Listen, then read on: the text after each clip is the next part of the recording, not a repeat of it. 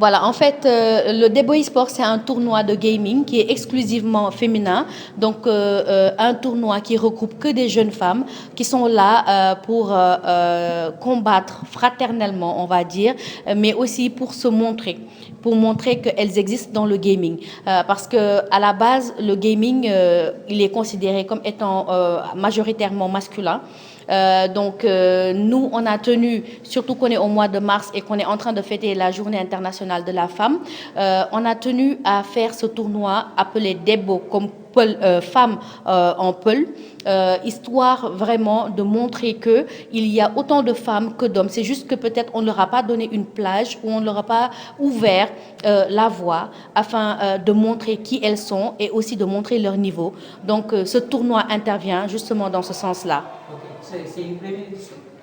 Oui, c'est la première édition du genre et je pense que autant moi que même Solo eSport, les partenaires avec lesquels je suis, qui ont l'habitude d'organiser plutôt ces genres de tournois, sont très très très étonnés parce que c'est la première fois qu'il y a autant de jeunes filles venues répondre à l'appel. Et depuis ce matin, depuis midi, on est en train de faire les phases éliminatoires et là, on doit bientôt s'attaquer à la phase finale parce que c'est deux jeux.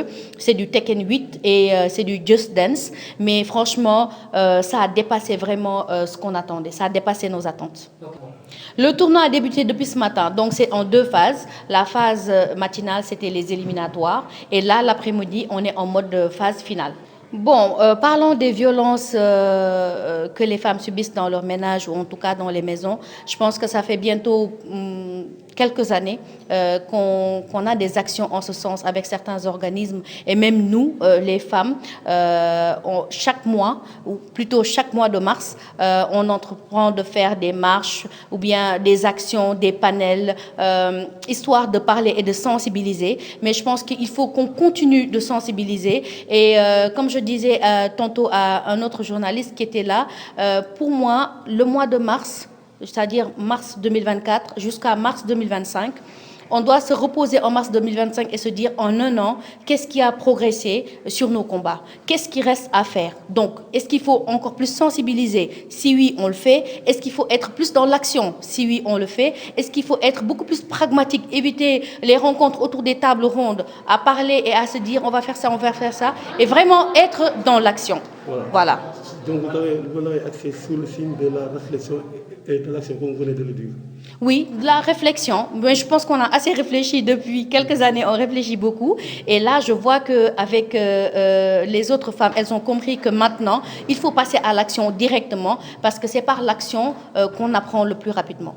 Les cibles, c'est essentiellement les jeunes femmes qui sont dans le gaming, mais aussi les jeunes femmes qui sont dans les maisons, les jeunes femmes et jeunes filles qui sont dans les maisons et qui savent qu'elles ont une passion et qu'elles se disent qu'il y a un lieu où il y a en tout cas un jeu qui est devenu un sport parce que maintenant on parle de e-sport. Donc quand on dit Debo e-sport, c'est du sport. On a des jeunes hommes qui partent représenter le gaming à l'étranger. Pourquoi pas une équipe de jeunes femmes qui partent représenter. Hier, on a fait un panel de discussion autour de ça. On a invité les gameuses et elles nous ont parlé des problèmes qu'elles vivent autour du gaming.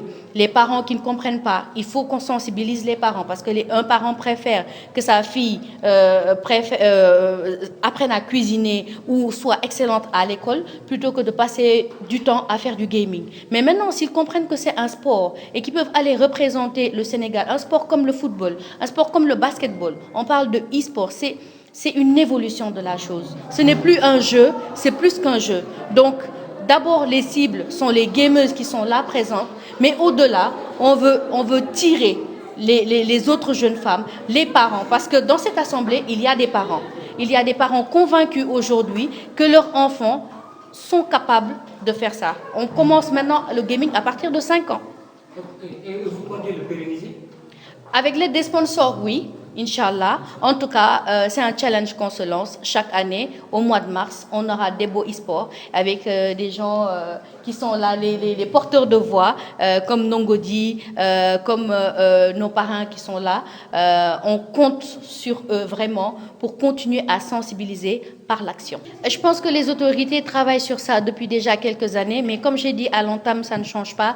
Il faut vraiment qu'on sorte des bureaux, qu'on sorte des salles de réunion, des panels et tout, et qu'on aille véritablement à la source, qu'on aille voir les parents, qu'on aille sensibiliser ces parents et qu'on parle surtout aux jeunes femmes. Parce qu'à partir d'un certain moment, vous êtes assez mature et majeur pour prendre certaines décisions et avancer. Parce que, at the end of the day, c'est votre vie. Demain, c'est vous qui devez évoluer, vous qui donnez naissance et qui doit éduquer encore un autre enfant. Donc, évitons justement de reproduire certaines erreurs. Merci beaucoup.